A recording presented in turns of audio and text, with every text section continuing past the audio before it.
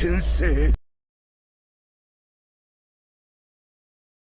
जब लूफी जोरो को कहता है कि मैं किंग ऑफ द पायरेट्स बनना चाहता हूँ, तब जोरो चौंक जाता है और कहता है क्या तुम्हारा दिमाग घूम गया है? तुम्हें पता भी है किंग ऑफ द पायरेट्स का मतलब क्या होता है? तब लूफी उसे कहता है किंग ऑफ द पायरेट्स का मतलब होता है किंग ऑफ द पायरेट्स, इसका दूसरा कोई मतलब कैसे हो सकता है? तो सब लोग वहां पे चौंक जाते हैं और लूफी की तरफ देखते रहता है। तब कूबी जोरो को कहता है हाँ, मैंने भी जब पहली बार ये बात सुना था तब मैं भी चौंक गया था, लेकिन लूफी इस चीज को लेकर बिल्कुल सीरियस है और लूफी दुनिया का सबसे बड़ा ट्रेजर द वन पीस पाना चाहता है। उसके बाद लूफी जोरो को उसके स्वर्ड्स देते हुए कहता है ये लो, जैसा कि मैंने प्रॉमिस किया था, लेकिन वहां पे 3 स्वर्ड्स थे तो मुझे समझ में नहीं आ रहा था कि तुम्हारा वाला कौन सा है, इसलिए मैंने सारे के सारे उठा के ले आया। तो जोरो कहता है सारे के सारे स्वर्ड्स ही मेरे हैं, मैं 3 स्वॉर्ड स्टाइल यूज करता हूँ। तो लूफी कहता है ठीक है ये लो, लेकिन अगर तुमने मेरे साइड से फाइट किया तो तुम गवर्नमेंट की नजर में एक विलेन बन जाओगे, और अगर तुमने फाइट नहीं किया तो ये मरीन्स तुम्हें मार डालेंगे। तो क्या सोचते हो? उसके बाद जोरो कहता है अगर मैं यहाँ पे मर भी गया तो मैं तुम्हारे पायरेट क्रू मेंबर बन के मरूंगा। तो लूफी कहता है इसका मतलब तुम फाइनली मेरे पायरेट क्रू को ज्वाइन कर रहे हो? ये सब कह के लूफी नाचने लगता है, सेलिब्रेट करने लगता है जोरो को बिना खोले ही। तो कैप्टन मॉर्गन के मरीन क्रू भी बहुत ज्यादा डर जाते हैं और कहता है ये कैसा लड़का है, इस पे तो बुलेट्स भी काम नहीं करता। तो कैप्टन मॉर्गन कहता है इसने शायद कोई डेविल फ्रूट खाया होगा। डेविल फ्रूट एक ऐसा फल है जिसे खाने से लोगों में अलग एबिलिटीज आ जाते हैं, उनमें बहुत सारे पावर्स आ जाते हैं। रूमर्स ऐसा है कि ऐसे बहुत सारे डेविल फ्रूट एग्जिस्ट करते हैं जिनमें बहुत सारे अलग अलग पावर्स छुपे हैं, और ये सारे फल ग्रैंड लाइन में कहीं पर छुपा के रखा हुआ है, और इस स्ट्रॉ हेड बच्चे ने भी कोई शायद डेविल फ्रूट खाया है जो वो ऐसे पावर दिखा रहा है। और उसके बाद लूफी जोरो को रस्सी से खोलने की कोशिश करता है, लेकिन वो खोल नहीं पाता क्योंकि रस्सी बहुत टाइटली बंधे हुए होते हैं। और जोरो लूफी को कहता है जल्दी से मेरे स्वर्ड्स मुझे दो। और उसके बाद कैप्टन मॉर्गन उनके मरीन्स को ऑर्डर देता है अगर हम इनको गोली नहीं मार सकते तो हम लोग इनको तलवार से काट डालेंगे। और उसके बाद कैप्टन मॉर्गन उनको ऑर्डर देता है कि सबको खत्म कर डालो, और मरीन्स हमला कर देते हैं। लेकिन जोरो 3 स्वॉर्ड स्टाइल से सारे मरीन्स को एक साथ रोक लेता है और कहता है अगर तुम लोगों ने थोड़ी सी भी हिलने की कोशिश की तो तुम लोग मर जाओगे। तो ये सुन के सारे मरीन्स भी डर जाते हैं। उसी पोजीशन में जोरो लूफी को कहता है आज मैं मरीन्स के साथ लड़ते लड़ते पायरेट्स बन जाऊंगा, लेकिन मेरे भी कुछ एम्बिशंस है, और अगर इस एम्बिशन के बीच में कोई आया तो मैं उसे नहीं छोड़ूंगा। तो लूफी जोरो से पूछता है तुम्हारा एम्बिशन क्या है? तो जोरो कहता है to be the world's greatest swordsman, मैं दुनिया का सबसे ताकतवर और पावरफुल सोर्समैन बनना चाहता हूँ। तो लूफी कहता है मुझे इसमें कोई प्रॉब्लम नहीं है, तुम अपना ड्रीम चेस कर सकते हो। और उसके बाद कैप्टन मॉर्गन मरीन्स को ऑर्डर देता है कि उन तीनों को जान से मार डालो, लेकिन उतने में लूफी गम गम कह के अपना डेविल फ्रूट पावर दिखाता है और एक जबरदस्त लात मार के सारे मरीन्स को एक साथ जमीन में पटक देता है। और उसके बाद लूफी कैप्टन मॉर्गन पे सीधा हमला कर देता है, लेकिन मॉर्गन उसे रोक लेता है। और उसके बाद मॉर्गन उसके ऊपर काउंटर अटैक करता है, लेकिन लूफी डॉज कर जाता है और उस अटैक से जमीन 2 हिस्सों में बांट जाता है। और उसके बाद लूफी उस अटैक को डॉच करने के बाद कैप्टन मॉर्गन के फेस पे एक डबल किक करता है, और उसके बाद एक और सिंगल किक करता है। इससे कैप्टन मॉर्गन बिल्कुल ही धराशायी हो जाता है। और उसके बाद कैप्टन मॉर्गन के कॉलर को पकड़ के लूफी उसको धमाधम मुक्का मारने लग जाता है। और तभी वहां पे मॉर्गन का बेटा आ जाता है और कोबी के सर पे गन रख के कहता है स्टॉप, अगर तुम लोग नहीं रुके तो मैं इसको मार डालूंगा। तो कोबी कहता है सुनो लूफी, तुम मत रोकना, अगर मैं मर भी गया तो तुम मत रुकना। तो लूफी कहता है हाँ मैं समझ गया। उसके बाद लूफी धीरे धीरे उसके तरफ बढ़ने लगता है, लेकिन मॉर्गन का बेटा कहता है तुम मेरे पास मत आओ। और उतने में पीछे से कैप्टन मॉर्गन आ जाता है और आके लूफी पे अटैक कर देता है, लेकिन जोरो लूफी को बचा लेता है और लूफी भी कैप्टन मॉर्गन के बेटे को एक पंच करके बेहोश कर देता है।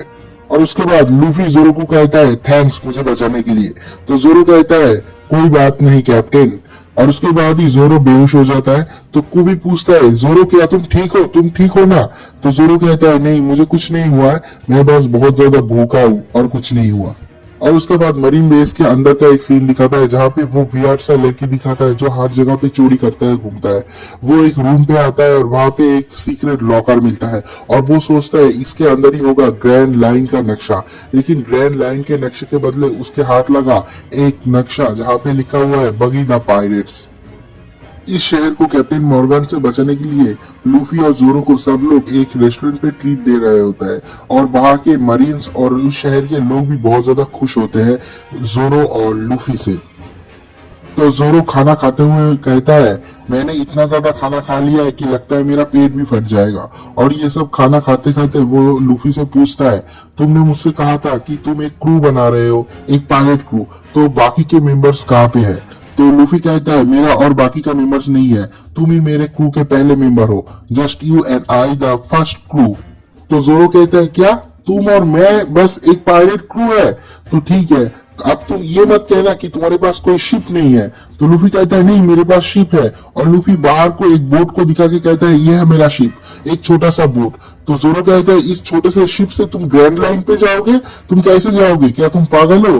तो लूफी कहता है, एक दिन मैं एक बहुत बड़ा शिप लाऊंगा और उस शिप के ऊपर एक पायरेट फ्लैग लगाऊंगा। तो कुबी कहता है, लूफी लगता है पैदा ही हुआ है ऐसे सोच के साथ, बिना प्लानिंग के साथ।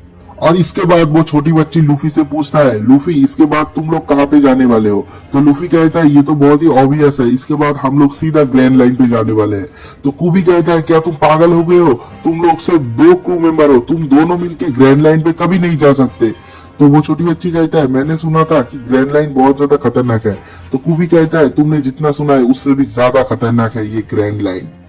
और उसके बाद कुबी सबको कहता है, तुम लोगों को जैसे कि पता ही है, हमारे इस दुनिया में 2 ओशंस है और इन दोनों ओशंस को जो अलग करता है उसका नाम है रेड लाइन। और इस रेड लाइन के बीचों बीच एक टाउन है और ग्रैंड लाइन इस टाउन के राइट एंगल से जाके होता है। ये कहा जाता है कि the gold Roger, the king of the pirates, उसने सारे ट्रेजर, जो दुनिया का सबसे बड़ा ट्रेजर वन पीस है, उसे ग्रैंड लाइन पे कहीं पर छुपा के रखा हुआ है। और गोल्ड रोजर के मरने के बाद से the great pirate era start होता है और अभी वो जगह सिर्फ एक बैटल फील्ड है और कुछ भी नहीं है वहां पे।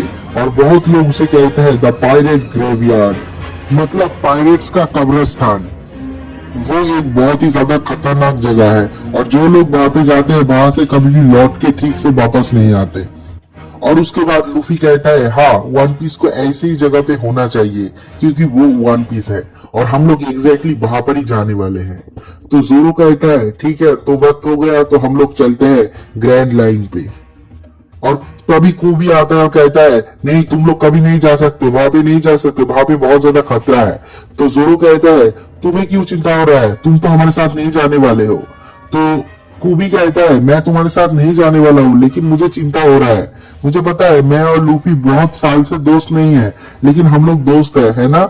ये कह के लूफी से पूछता है। तो लूफी कहता है, हाँ हम लोग दोस्त है और हम लोग दोस्त रहेंगे, चाहे हम लोग कहीं पर भी रहे, हम लोग हमेशा दोस्त रहेंगे। तो कुबी इमोशनल हो जाता है और कहता है, पता है बचपन में मेरा कोई दोस्त नहीं था, लेकिन लूफी मेरा पहला दोस्त है और उसने मुझे ये सिखाया कि मैं जिस पे विश्वास करता हूँ उस राह पे चलूं। तो लूफी और मैं हमेशा दोस्त रहेंगे। और उसके बाद जोरो कुबी को कहता है, क्या तुम्हें लगता है कि तुम मरीन्स को ज्वाइन कर पाओगे? क्योंकि तुम 2 साल कैप्टन अल्विडा के शिप में कैबिन बॉय बन के थे, तो मरीन्स को अगर इस बारे में पता चल गया तो वो तुम्हें कभी भी मरीन्स में भर्ती नहीं करेंगे।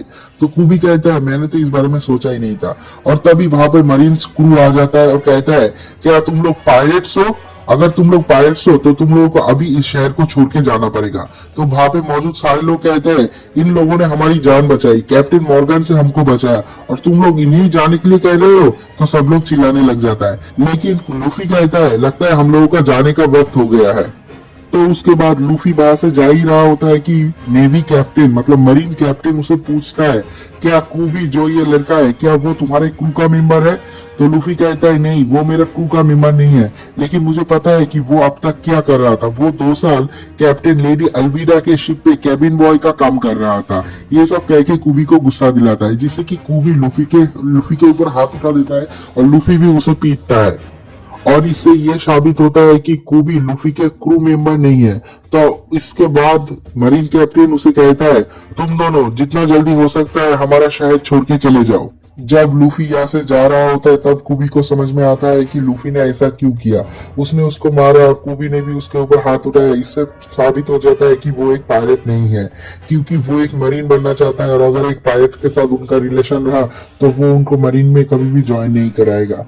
तो लूफी ने एक तरह से कुबी की हेल्प की है, ये सब सोच के कुबी रोते रहता है। उसके बाद कुबी उठता है और उस नेवी ऑफिसर को कहता है, प्लीज सर मुझे अपने नेवी में ज्वाइन कर लीजिए, मुझे मरीन्स बना लीजिए, मैं पूरी जी जान लगा दूंगा एक अच्छा मरीन बनने के लिए।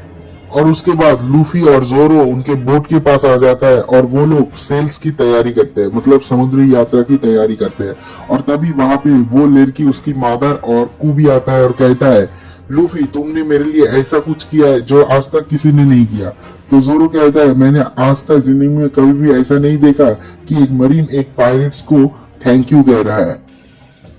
और उसके बाद उस शहर के सारे मरीन्स और मरीन कैप्टन भी आते हैं और लूफी को सैल्यूट करते हैं और कुबी को कहता है, तुमने एक बहुत ही अच्छा फ्रेंड बनाया। और इसी तरह यहाँ पर ये एपिसोड खत्म होता है। अगर आप लोग